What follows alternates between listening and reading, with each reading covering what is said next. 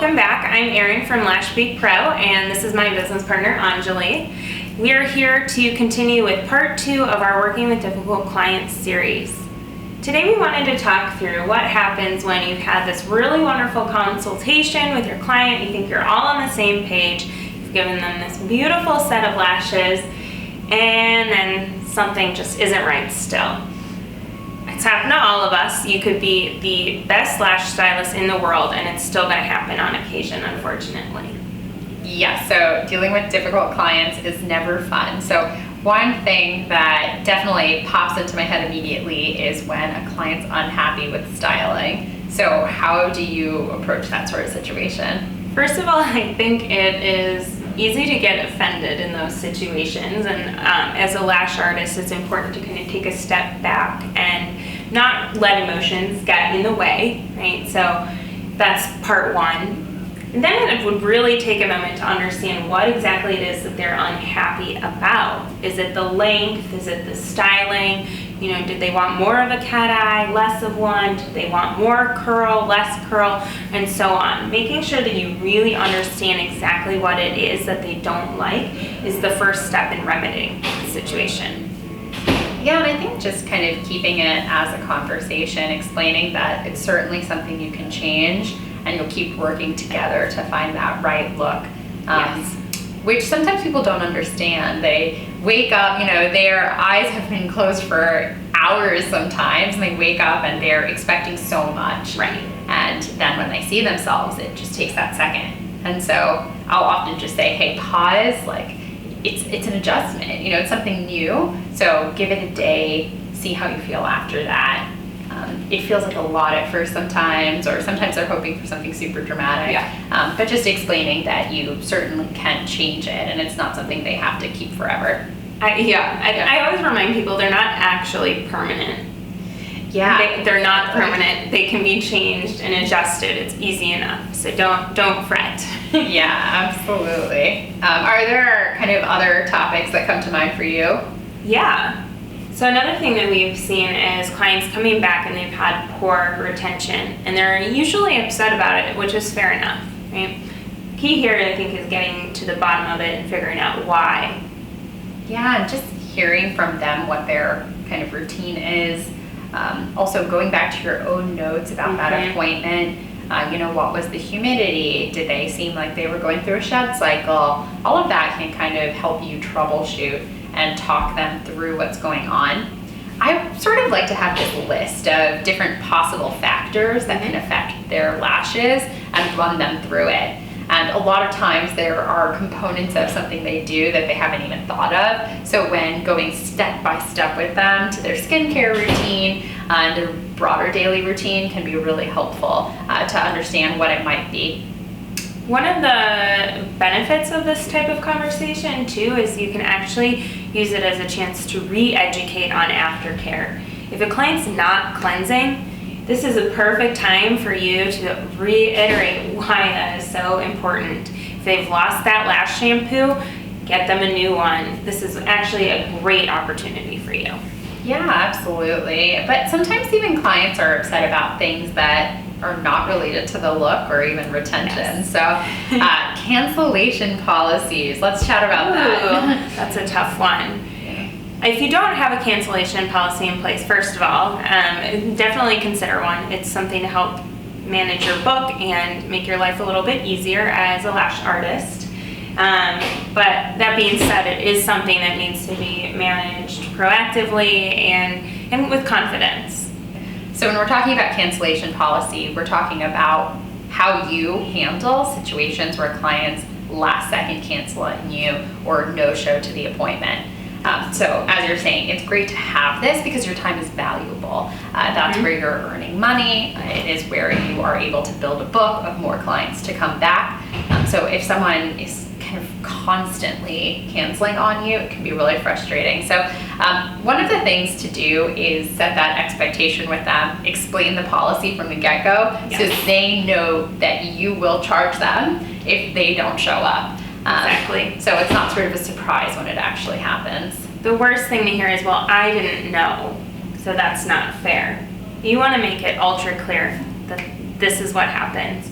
At our own studio in Philadelphia, we actually have people check a box that says they understand the policy before they can go ahead and submit their online appointment.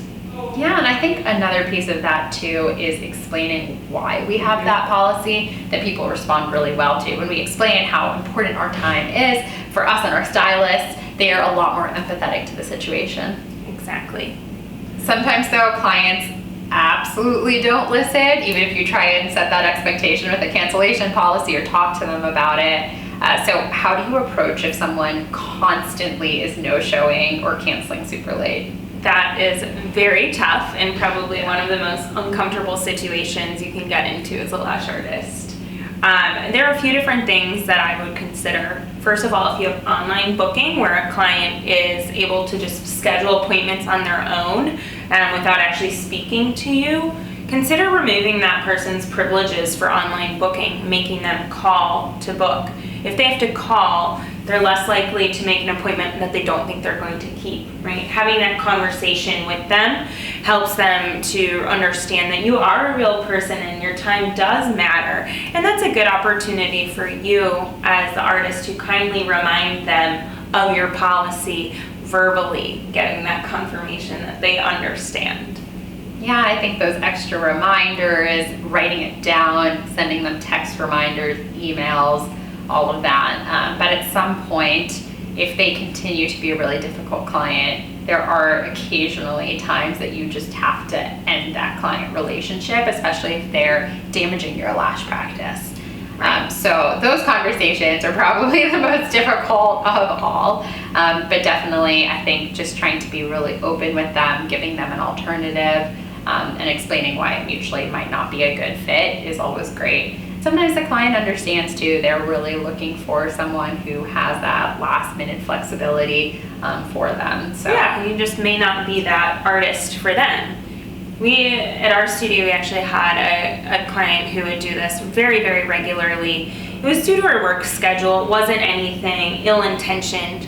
But when we talked to her, we had pulled her aside and just said, this has really been impacting our clients' schedules. We're trying to get better about it. She actually understood it and was very, open, and has since then actually hasn't had these same issues, which is exciting. It's that personal touch. I think taking out excessive emotion. You don't want to be a robot in these conversations. You do want to still show that you are a human, but you don't want to have excessive emotion, because again, then it gets too personal. And can be hard to get your point across in the way you want it to be. Yeah, perceived. Yeah, absolutely.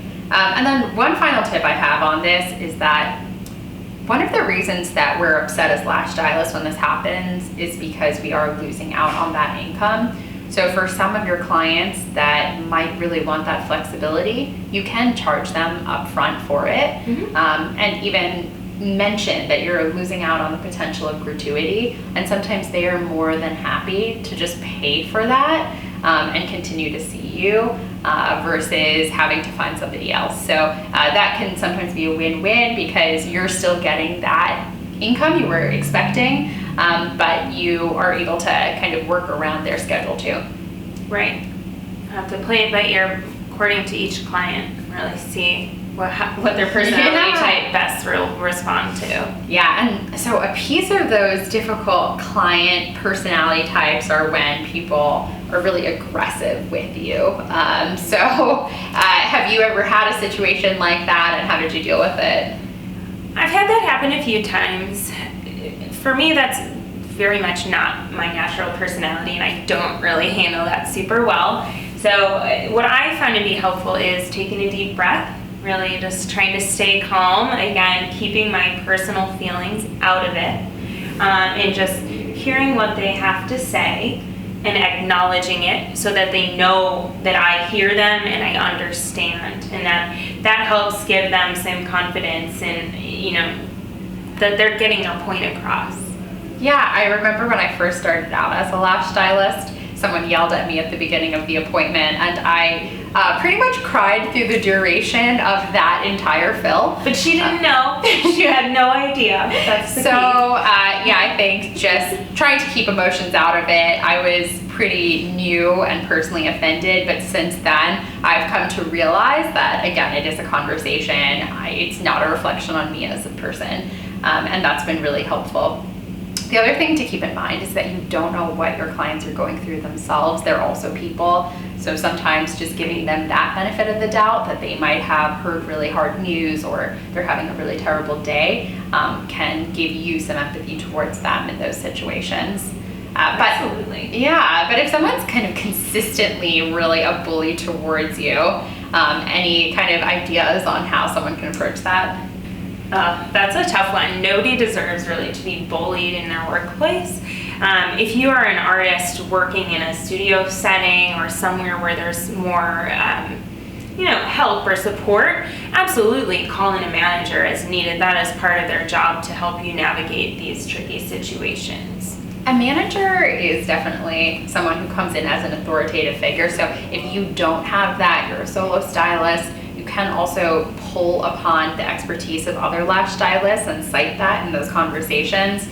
So you might say something like, I'm part of a lash stylist group that has over 3,000 members on Facebook. I posed a question about this situation, and more broadly, the consensus is XYZ, which is why I made this decision.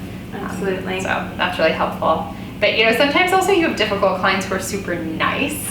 And that can also be challenging because they might not be totally upfront with you about being unhappy, and then they go and write a negative review.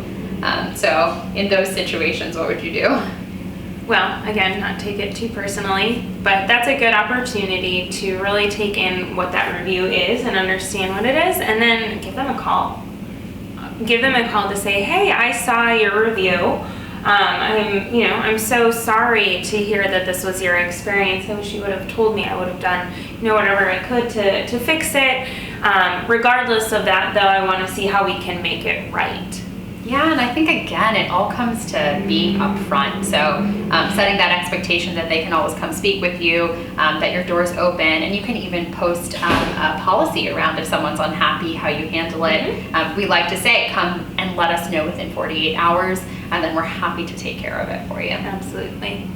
Yeah, don't sit idly by and with negative reviews. It's something that you can easily at least take some sort of action to try to address, and a lot of times doing that comes off very, very positively. Your clients see that you really care, and a lot of times they will react in a great way. And then a final thing that we see with clients is that sometimes they're super kind, but they don't always tell the truth. So you might see a lot of makeup built up into their lashes, and you might ask, hey, are you wearing makeup? And they will say, no. No, I haven't put anything on my eyes. Yeah. So with that, I definitely might even show them the makeup to say, oh, that's so weird. I am seeing that, you are having some sort of black coming off from your eyes that aren't part of the extensions. Do you remember anything that you might have added occasionally? And give them an out, give them a chance to explain themselves after they've lied. Is there anything else you say to them? Again, it's a nice opportunity to remind them of aftercare. If you keep cleansing regularly, things aren't going to be building up. And then I think sometimes you're still just going to have this conversation with the client every time they come in, and it's not going to ever get any better. Sometimes you just have to get to the point where you accept that, they've accepted it, that they are going to get less fill time or fewer lashes applied in their time together because you're cleaning, and that's fine. They'd rather wear the makeup throughout their day-to-day life, and you as the lash artist just have to kind of work around that. And that's okay too. There's all sorts of clients, as long as they're keeping them clean as possible, right? Yeah. Still doing the cleansing, you never want to give that up. Yeah, and it's sometimes even a chance to upsell them some products that might be more lash extension safe, or explain a new makeup technique, using eyeshadow as eyeliner instead of actual eyeliner. All of that can be really helpful. We could speak for hours about different client situations. Yes. Great clients, clients who are unhappy or upset. So we'd love to hear from you what would actually be more helpful to dive into. So definitely please comment below and then like and subscribe, and we're gonna keep working to get you really great content that's helpful for you. Thank you.